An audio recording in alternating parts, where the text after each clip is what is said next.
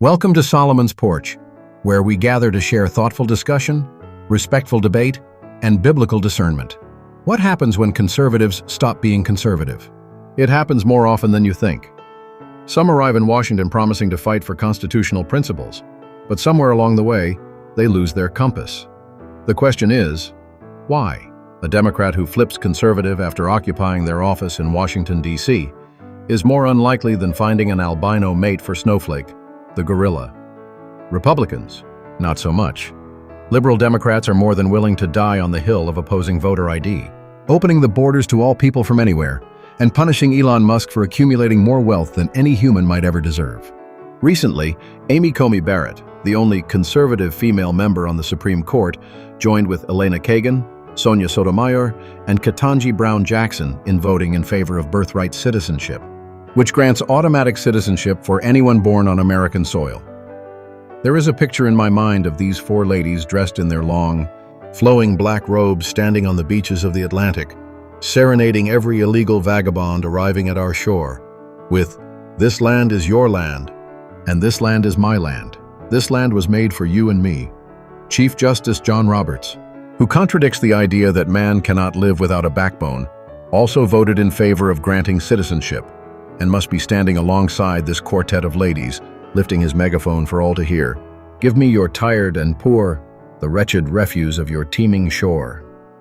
This court certainly has blinders on when it comes to recognizing original intent. Can they not perceive that our founding fathers wrote legislation for people living in their time, not for a society they could not possibly imagine 200 years into the future? In the early years of our republic, the mighty woman with a torch was extending an invitation to the truly poor and oppressed peoples who came to our shores. People more than willing to make great sacrifices, begin their lives here from the lowest rungs of the social ladder, and scratch and claw their way out of poverty until they could provide adequately for their families. They came to build this great country, not dismantle it. Lady Liberty was not lifting her torch for those whose intent was to criticize, deconstruct, and line up for free handouts with attitudes of entitlement. She was not lighting the way for those who would attempt to import their own failed culture with intentions of shoving it down our throats. Affirming birthright. Citizenship is based on the 14th Amendment, which was passed to correct another horrible decision the Supreme Court made in 1857, the Dred Scott decision, which denied citizenship to freed slaves. The 14th Amendment, ratified in 1868, stated that all persons born or naturalized in the United States and subject to the jurisdiction thereof are citizens of the United States. The purpose was to grant citizenship to former slaves and prevent a permanent class of serfs. Justice Clarence Thomas opined that the intent of the framers of the 14th Amendment was not truly represented by the majority. Thomas contended that the phrase "subject to the jurisdiction thereof" meant more than just being born in the United States. He said the clause infers a complete political allegiance to the United States that surpasses simply being subject to its laws. The Supreme Court database indicates that Chief Justice John Roberts joins the liberal side of the court in one of every 3 votes. What happens to conservative justices when they abandon conservative principles to vote along with those justices who oppose all things conservative? Let me say with conviction, Donald Trump, like any other president, is worthy of criticism in many areas. He has made mistakes. He has blundered, bloviated, and offended friend and foe. This is not meant to be a blanketed defense of Trump, republicanism, or conservative policies. However, he has held fast in his loyalty to his party and his country. The presidency of the United States may be very well the hardest job imaginable, and any man in that position deserves a fair amount of grace. Neither conservatives nor liberals can claim always to be right on every issue and policy decision.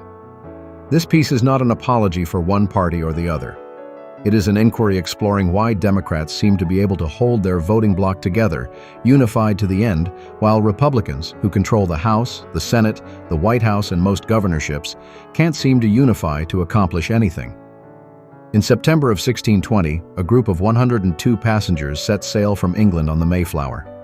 Their destination was the mouth of the Hudson River in modern-day New York.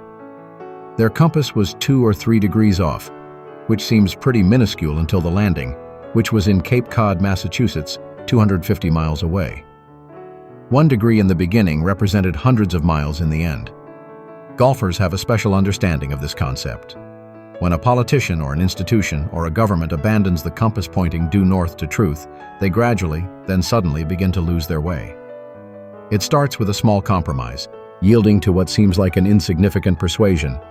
But then at the end of the day, they have completely lost sight of their target and their identity as truth seekers and truth tellers.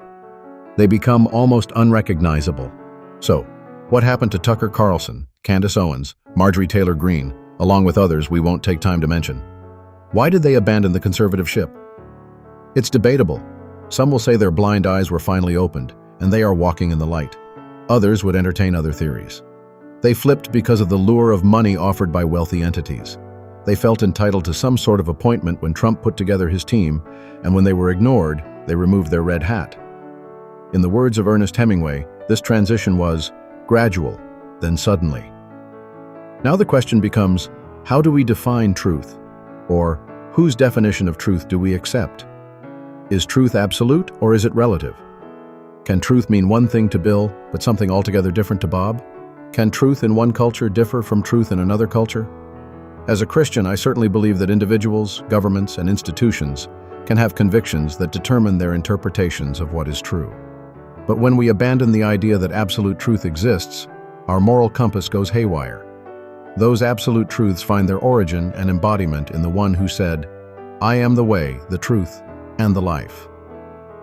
The further we move away from him and the less devoted we are to the Holy Scripture, the manual, the compass he left us, the darker our path becomes until eventually we find ourselves floundering in chaos and confusion. Thankfully, the source of all wisdom promises to grant wisdom to those who humbly seek after him.